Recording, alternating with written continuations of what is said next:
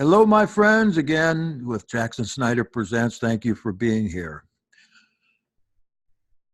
Today, I received the Ancient Origins magazine, which is a premium feature of the Ancient Origins, I think it's .net, their site.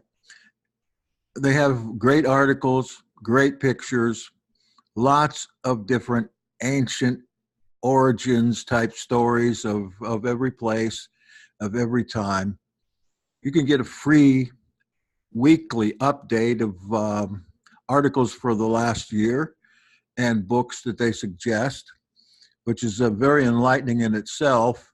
What you get for free is a lot of stuff, including a search engine of many years of very professionally done, but very easy to understand articles. If you pay a little more, you get a little more. You get premium content of every kind. And if you pay just a little bit more, then you can get their monthly magazine for 1 month. You can go through all the issues of their magazines. This just happens to be the October 2019 edition of their magazine, which is called Ancient Origins Magazine. And I saw that they were advertising this particular article, and so I paid for a month, just a tiny little bit, so I could see what this had to say. And indeed, there are some things here that were almost exclamation points in my mind. So if you have something to add or subtract, why don't you just pop in when you've got something, add it to the discussion. Now, I may have a little bit of a problem navigating this. I did have before, but I think I've got it. We'll see. Sons of Light, The Secret Essene Connection to Egypt's Heretical Pharaoh by Jonathan A. Perrin. Make this a little bigger. You notice how sometimes Zoom's pop-ups here are always in the way of something.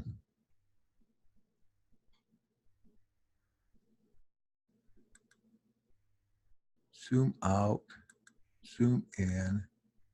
I just made this bigger. Now, how did I do that?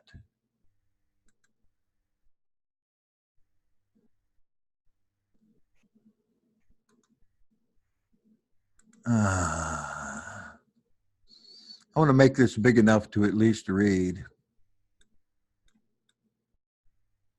Here it is, hidden away. And let us begin. The site of Qumran in Israel is perhaps her most mysterious. The people who lived there 2,000 years ago were known across the Greco-Roman world as an especially pious group of celibate Jewish men who studied, worked, and practiced righteousness, healing, and virtue. I think one of the problems with this article is they take the Qumran Essenes to be all Essenes, when the Qumranians were probably just a small splinter group here. So we have to keep that in mind as we go on. To outsiders such as Pliny and Philo, they were the Essene, sons of the sun, the Essai, pious ones, and the Esseoi, holy ones.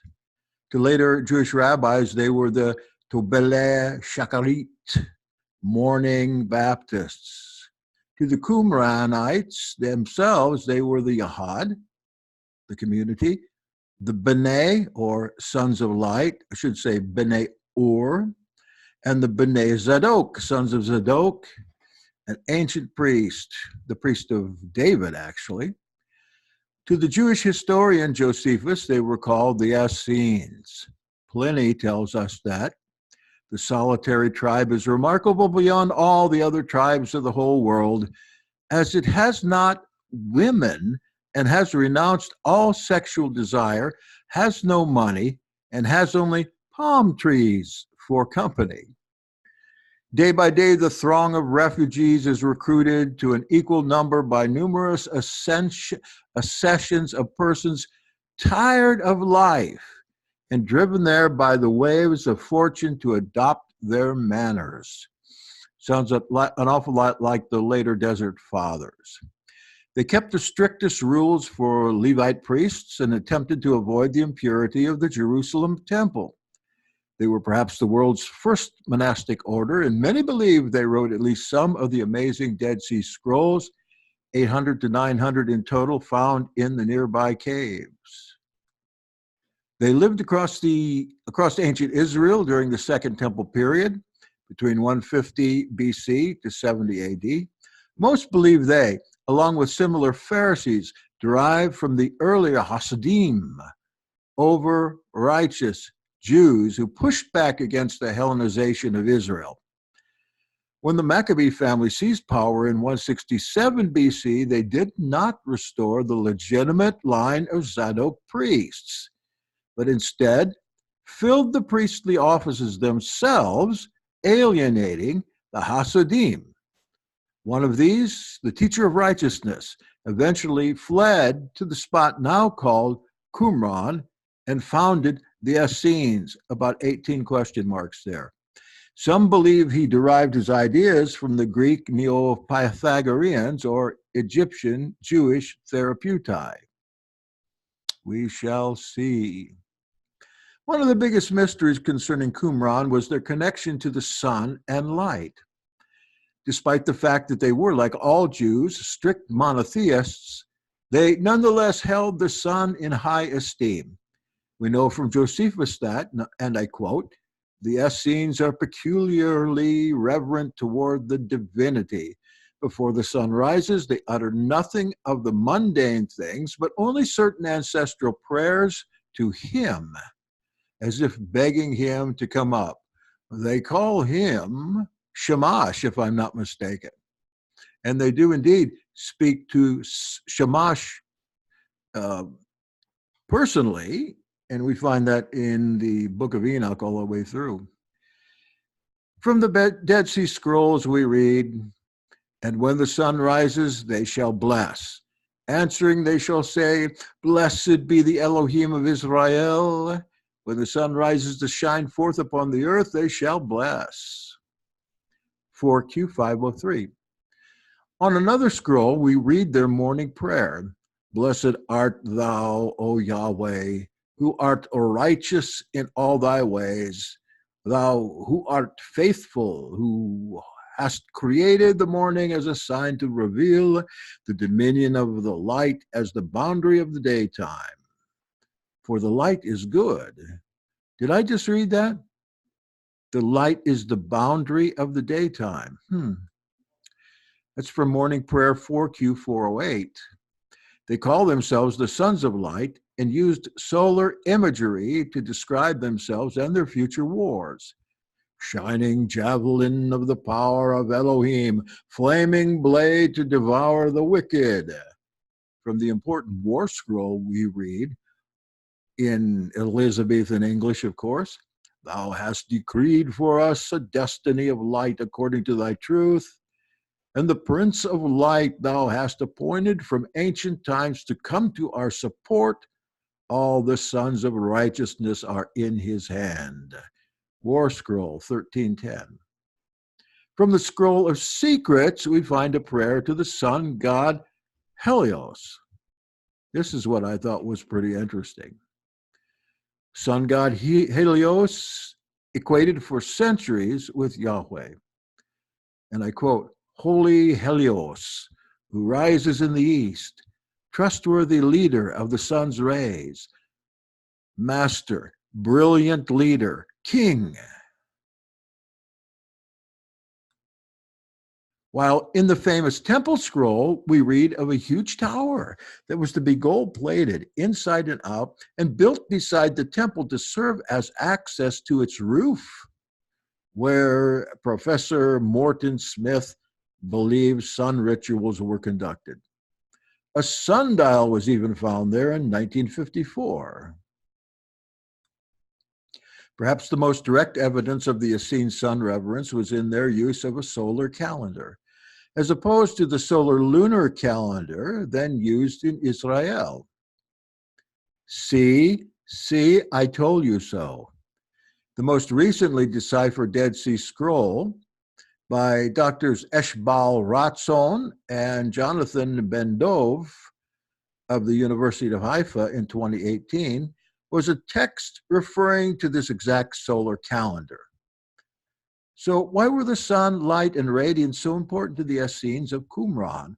Why did they seem to associate the sun with Elohim and light with righteousness?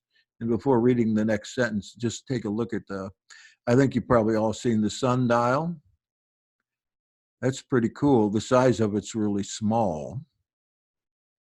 And what do we have here? It looks like cave 4, cave 1. I don't know, I can't tell the difference.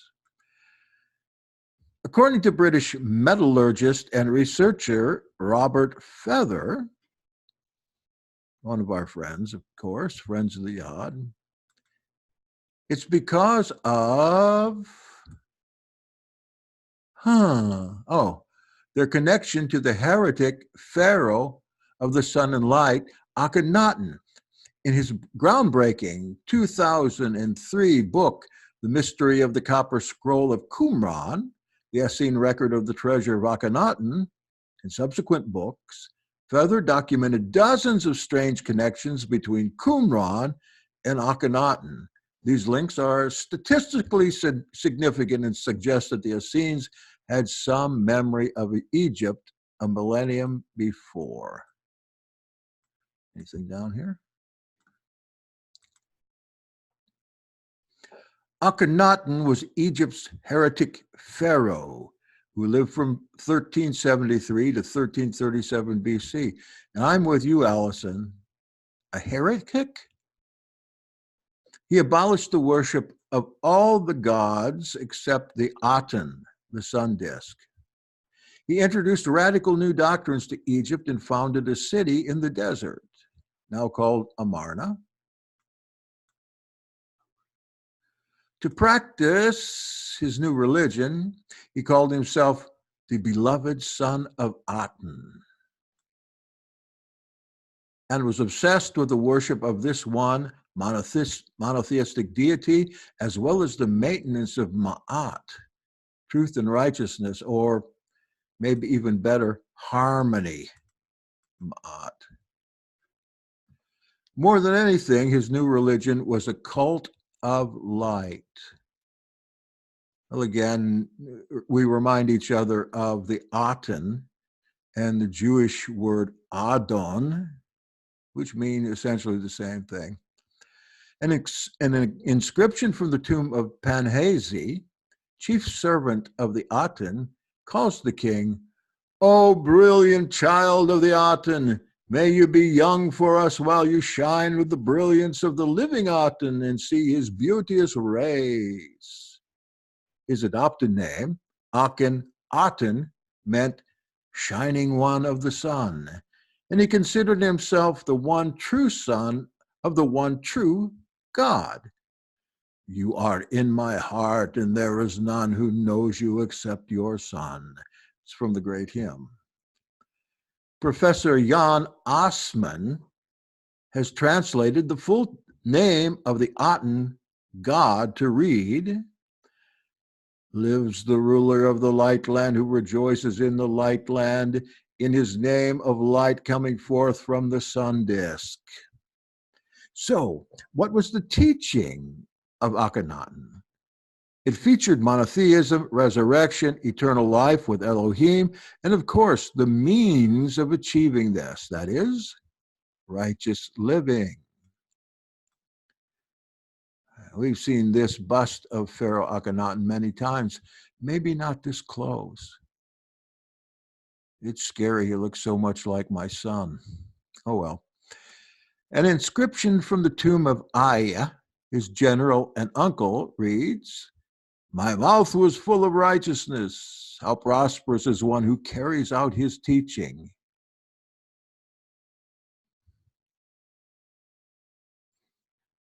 It sounds an awful lot like the prophet Joel.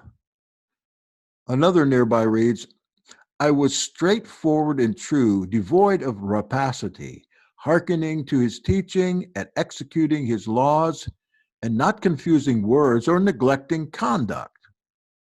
We compare this to the Qumran war scroll, that is 13:2. Blessed be all those who serve him in righteousness, and I know that man is not righteous except through thee. 1QH 8:11.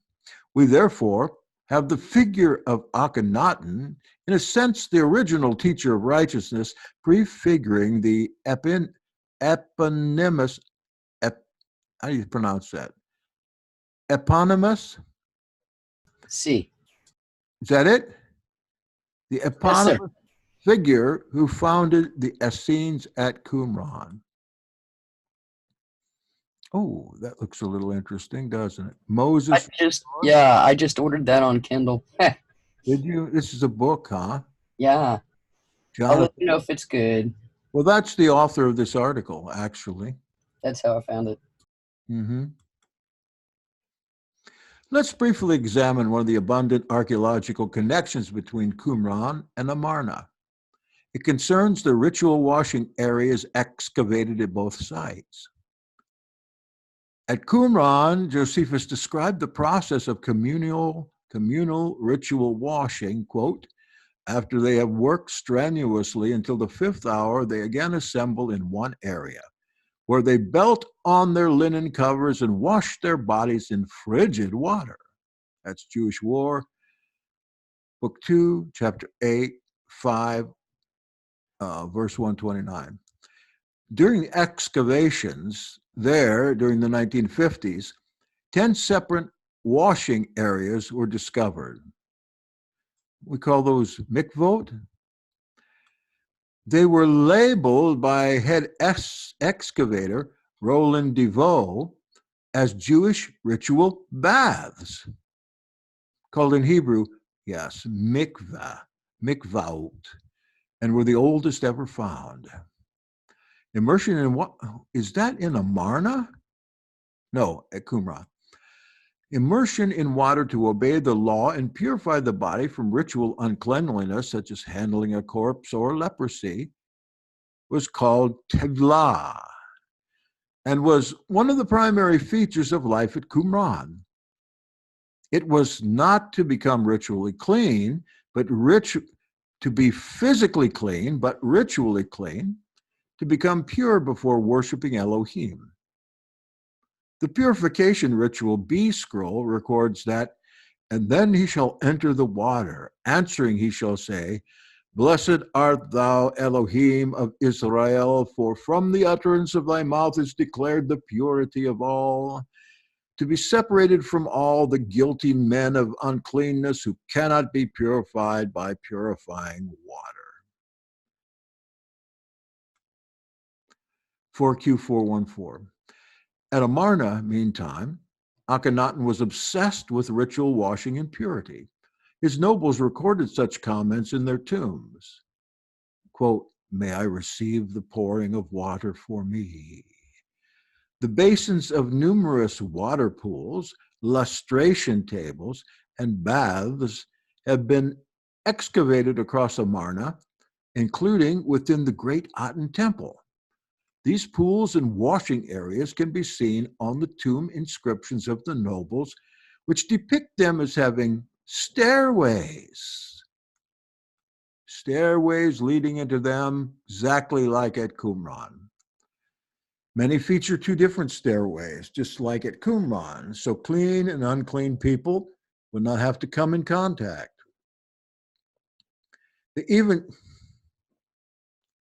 That's like the Pool of Siloam. There are 2 areas there. It says a 5-portico or 5-sided bath. Well, really, it's a 4-sided bath with a 5th wall separating the 2 sides, so there are 2 different places to bathe there that don't touch. They even seem familiar with what would become baptism, the pouring of water over someone for the forgiveness of sins. An inscription found at Amarna shows a princess or queen with water being ritually poured over her head. Professor Kenneth Lonnquist states emphatically in his spatial analysis of Qumran, "We could not find any clear topographical, architectural, or archaeological explanations alone for why the Qumran settlement and the cemetery were given meticulously the same peculiar skew and orientation." However, he's recognized that some sections of Qumran are oriented toward the winter solstice at 108 degrees azimuth, demonstrating the importance of solar events to the Essenes.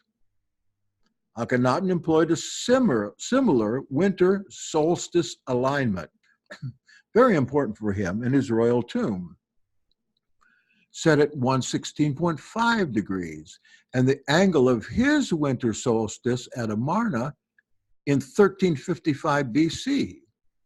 More important is the second angle present at Qumran, that is 103 degrees. Robert Feather noticed this peculiar alignment 20 years ago between a part of the Qumran settlement and the primary temples at Amarna, and figured it could not be due to mere chance. It does not match the equinox or solstice at either site, but instead, as been discovered by Mark Gabold, Barry Kemp, and Guilio Mogli, does match a specific angle observable only from the main temple at Amarna. From that angle, the king could gaze entirely down the royal wadi to the east and see the sun emerge from directly within the cleft, creating a living embodiment of the Akhet, after which he named his city. This most important of divine epiphanies occurred twice yearly, in late February, that is 20 through 23rd, and late October, 21st through 24th. And in February marked the foundation of his new city in year 5 of his reign. It is also present inexplicably at Qumran. So we have a picture here of the ritual bath at Qumran. There's a big one.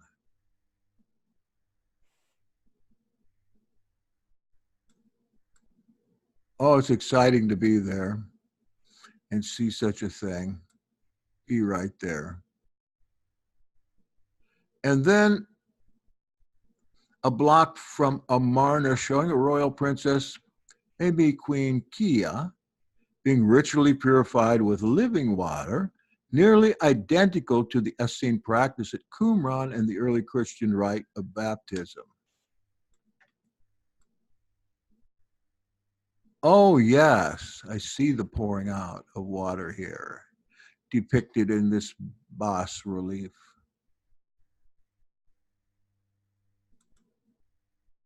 Any comments so far? Very cool to have this all brought together in one place.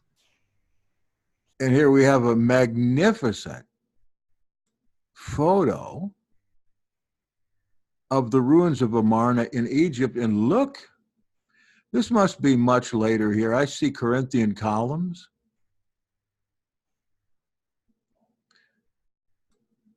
That must have been from the Roman era, or maybe the Seleucid area, or Ptolemaic times, which were, of course, Greek times. Here we have a painting of a rabbi with tefillin on his arms. Look at that phylactery. How'd you like to go around with a bird nest on your head? How old is that picture? Doesn't look old, does it? It doesn't say. And then we've got the original teacher of righteousness, Akhenaten, under the rays of the Aten sun disk, his monotheistic God. He and his wife are shown wearing proto tefillin straps on their arms. Sure enough, Look at the similarity there.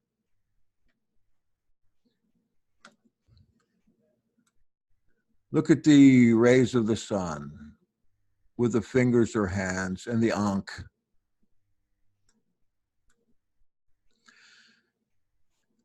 As I compared the maps of Amarna and Qumran, I noticed the two angles actually work together. At Amarna, when projected from the mansion of the Aten and the great Aten temple, they converge on the royal tomb. At Qumran, when projected from the two ends of the scriptorium, they converge on a curious structure far to the east of the cemetery. This has been identified by excavators as Tomb 1000 and is recorded by Dr. Philip Reeder as the position of this single burial chamber may indicate that a person of some importance was buried in the far eastern edge of the main cemetery. The skeleton was found facing east, and the first rays of the rising sun would strike the burial chamber. Have you ever heard of this? Okay, this burial chamber is one of the most elaborate in a very simple place. I wonder if this might not be the tomb of the teacher of righteousness. It's got to be someone important. Maybe even John the Baptist, for all we know. We don't know when it was built. Talking about James? Could well be, sure. We just don't know. It would be great to be able to get some DNA out of there, test it, and see if there was any relationship with, like, the blood on the shroud, etc. Excavation reports suggest an elaborate structure once stood on this site, and it matches very closely the location of Akhenaten's royal tomb in relation to the city and its center of writing. Were the Essenes secretly encoding memories of Amarna into their settlement, including the burial of their founder? If that was the case, I wondered if perhaps Qumran itself was built as a model of Amarna, with a sinuous aqueduct running through the settlement, serving as the Nile River flowing past the city. A careful look at the maps of both sites suggests a similar layout on a much reduced scale, a roughly north-south bearing of the site, curved from the north around to the east and back to the southwest, with the main structures facing 103 to 108 degrees, and the principal writing area in the center. The living area was to the south of Amarna, as at Qumran, and the cemeteries were in their similar positions to the east, organized into three lobes, north, central, and south, with the central, eastern lobe the most important. At the end of this lobe, at both sides, was located a tomb more elaborate than any other. The biggest problem with connecting Qumran to Amarna is the vast time separating them. How could there possibly be any link over 1,200 years?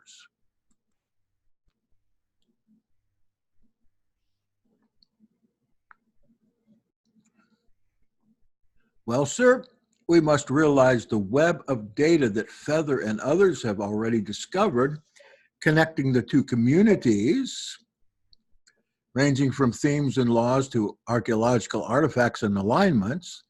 My own list of similarities exceeds 40 topics. Far too many to discuss here. They attest to a secret solar underground movement that existed through Israel's long history, in strict defiance of the monotheistic orthodoxy. These secret solar traits emerged every so often throughout Jewish history, such as the chariots of the sun in Solomon's temple, but I feel were expressed most prominently at Qumran with its sun-centered Essenes. Feather describes this ongoing mechanism of transmission in his book, The Secret Initiation of Jesus at Qumran. Now, that's one of the most interesting books I have ever read. I could not put that down, even on my third reading. The priests of Akhenaten would have formed part of the Israelite Exodus, becoming known as the Shilonite priests of the Old Testament, which eventually included Ezekiel, the first Essene, as Dr. Ben Zion Wacholder once called him, right down to the last rightful Jewish priest, Onias IV. Ezekiel in particular is a fascinating connecting point, since his prophesied third temple so closely resembles not only the temple scrolls temple plan, but Amarna as well, and seems to include cryptic references to specific measurements of the Aten temple and to Akhenaten's throne chariot. It's almost certain the Essenes of Qumran had some idea of Akhenaten and his long ruined city in Egypt. Did they realize by calling themselves the Sons of Light, they were in fact echoing an ancient tradition of the original Son of Light? Did they realize they had fled to the desert in rebellion against orthodoxy to share their revolutionary new ideas of covenant, purity, righteousness, exactly as had Akhenaten over 1,000 years earlier? Maybe that's what's meant in Jeremiah 31 by the new covenant. I see that translated often as the renewed covenant, but it doesn't say that. It says a new covenant, and the new covenant in my blood, also in the New Testament. Was the teacher of righteousness consciously modeling himself after the original teacher of Ma'at, or Mat, from Amarna? The Qumran group likely knew fragments of such memories, and then even then only a select few would have been admitted into the inner circle of esoteric knowledge stretching back to the mysterious origins of Judaism. Oh, what do we have here? We've got the well-preserved statue of Pharaoh Horemheb in the identical scribal posture as an Essene would sit as a scribe.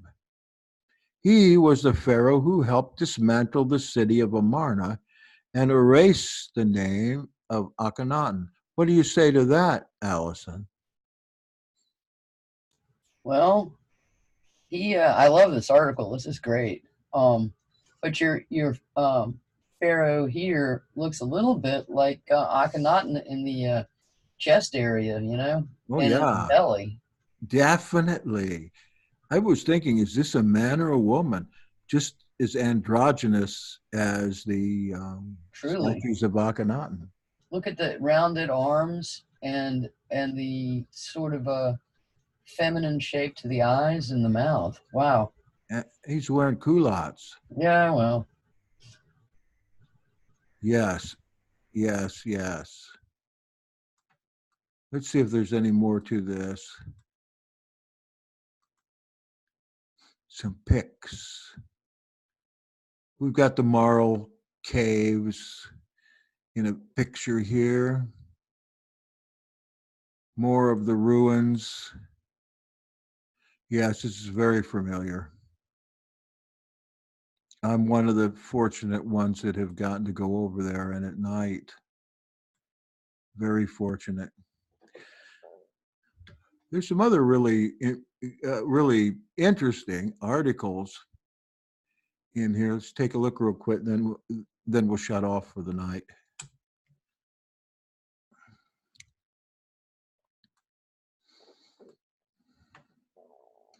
I was wanting to look at this one too. Angry Mesopotamian demons.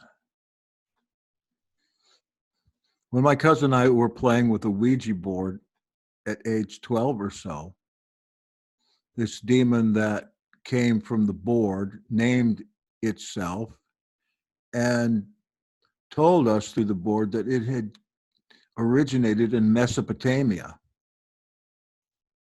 We didn't know what Mesopotamia was, much less were we able to spell that, but we wrote the letters down one by one. The question is, are they still causing chaos today? I want to look at that. I don't care much about werewolves, but the features are the end of the enigmatic Christopher Columbus, ghostly encounters around the ancient world, and of course, Ouija boards are in here, connecting the living with the dead, which is strictly forbidden. The Walking Dead, medieval villagers versus zombies, hunting werewolves, the most haunted house in Ireland, visited by the devil himself. Oh, the delightful Diwali, the Hindu Festival of Lights. What else do we have here?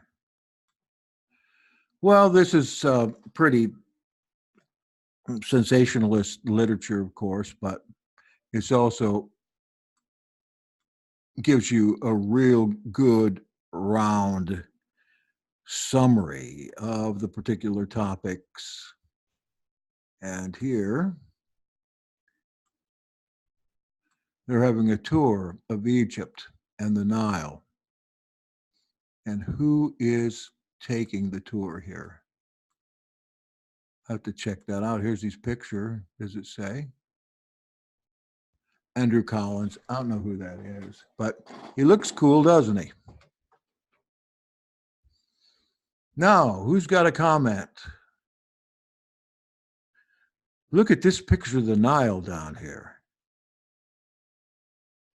Looks like something right out of a 19th century lithograph.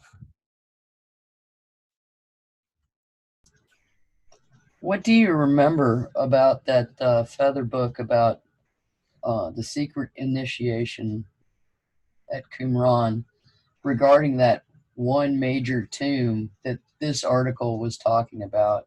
Do you remember what Feather's conclusions were about that one? No, I don't. I read it 3 times, but it's been quite a while because my book's fallen to pieces. One of the things that impressed me in there, besides the connections he make, which there are connections in that book that don't appear in any of his other books, is his idea about the grave of John the Baptist, that grave at Qumran, where they found the headless body. Yes. And then on that very grave, when he got there, he found a stone head chiseled out. Yes. And that picture's in there. It's hard to make out, though, in those pictures. They're not that good. I wrote to Robert Feather, as I mentioned before, and I asked him, do you have the original pictures of that stone head?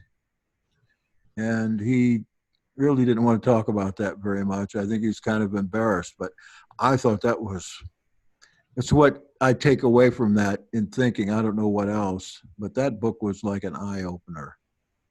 There was something in there about when he got to one of these mysterious tombs, and I'm not sure if it was the one that he thought was John the Baptist or another one, but someone had recently laid some sort of floral thing in it or on it, and also there were thorns growing there near the grave as well. That's right. Yeah, let me see if I can find my book real quick. Okay. Yeah, so I think one of the things ancientorigins.net does is they look for things that are kind of secretive. I'm not sure that the solar stuff was as secretive as they make it out to be, because you can look through the Torah if you know how and see it. It's not like it might be something that's hidden in plain sight, not so much so hard to find that you can't. I'm thinking of Isaiah 19 somewhere along the end. I think 18 or 19. It talks about the city of the sun there. That's Heliopolis, Helios. And a lot of times we hear in the prophets about the Son of Righteousness, S-U-N, Shemash. Right. Shemesh, yep. Or Beit Shemesh, the house of the sun.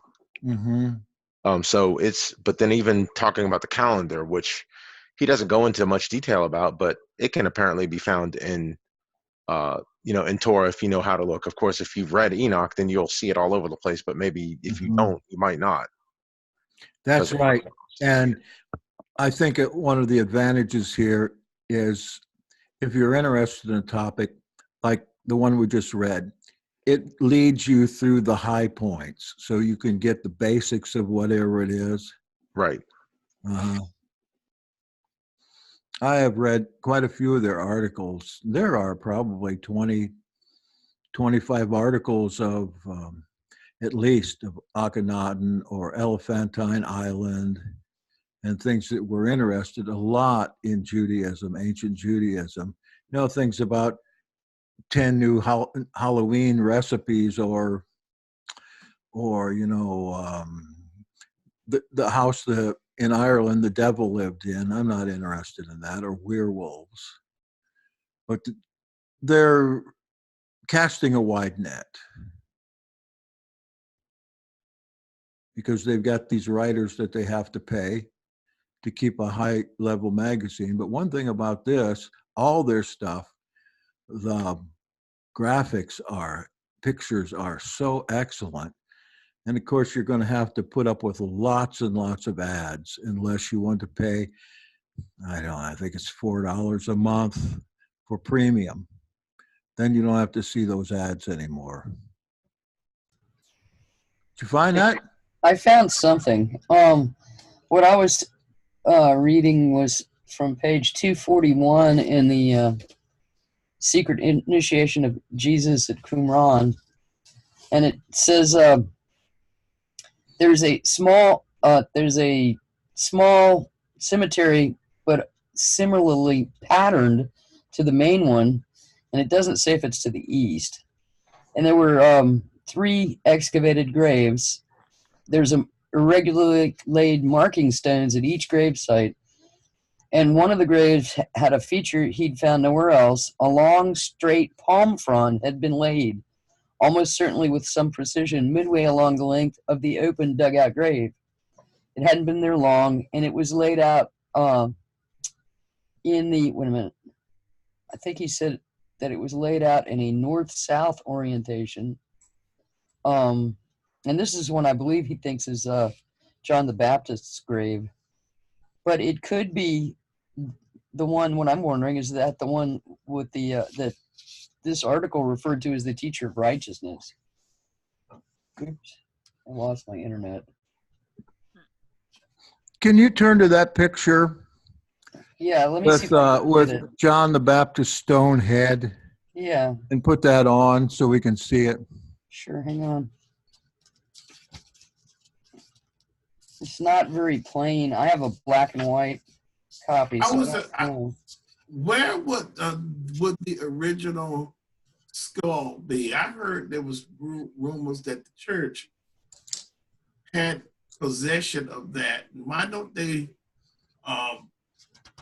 that where it's supposed to be if that's the case? Well, they say it's up there in Eastern Europe. Here recently, they opened something up to show the head of John the Baptist, but it's probably in the trash pile someplace and long gone. They probably didn't even have the head. Wow. I would think that the head would still be in that area. Unless the room got a hold of it. Well, come to think of it, they delivered that head, according to the Bible, to Herod. can you all see that picture there? That's the stone. I can't see it. Okay, it's right here, the stone of thorns. Yeah. And also below it is a detail of it, but there's a cross on it. A cross, crucifix form pecked into it too. But I don't have that. I don't have the view that I know you're talking about where it really looked like a face. I don't have that in this book. But these are black and white. But this is the one he thinks is John the Baptist, and I think it's the one that this article is referring to as being set aside and more elaborate. I'd have to dig a little more to find out. Is that the skeleton that's headless there? No, they didn't have this. Wait, let me see. Yes, skeleton from Q18, which was, this is the one that was separated out from the other bone remains and held back in Jerusalem. And then everyone's like not sure what happened to it. And there's a lot of controversy about that one. And yes, that is the one that is headless. And that's right here in the, let me see, right here in the center. Maybe that's the skeleton of the headless horseman. Yeah. Wow. Great comments. Anybody else?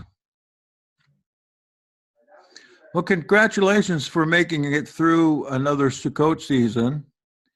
And tonight we're finished, actually. Sun is down. We had a great time. Had some difficulties, but lots and lots of big, big wins for Yahweh.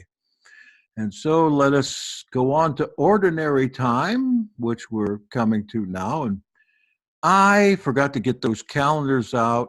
Well, I gave them to whoever was there. If you want a calendar, Kenneth, you're still here, let me know. I'll ship you over one. They're really nice. Really nice. You don't have that nearby, do you, Allison? Yes, just a minute. Well, show it up here then, if Sure. you can. This one's in color.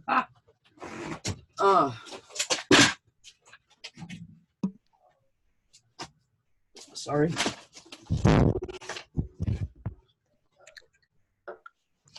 Okay. Let me get it back. That's huge. It is a huge calendar. Can you see my face over the side? Okay. It is a big calendar. It's very nice. And it's got some explanation pages in it this year, which are really interesting. They have color insert, and they. Oh, that's Piaseki's Passover. Yeah, and there's a couple of explanation pages that tell you how. That's just the front piece of it with the beautiful painting, but this gives you an explanation that you're supposed to put on the wall to go month by month and figure it all out, which is very well done. I mean, it's got more detail in here than I could even describe without reading it. I haven't read it yet. You're just doing a great commercial here, Allison. I know. Keep going. But this is oh wow, he's got a little bit in here showing some pyramids even. I hadn't opened this yet. Over here is showing solstices and stuff, and a little bit of zodiac, but he says, note, this is not the zodiac that is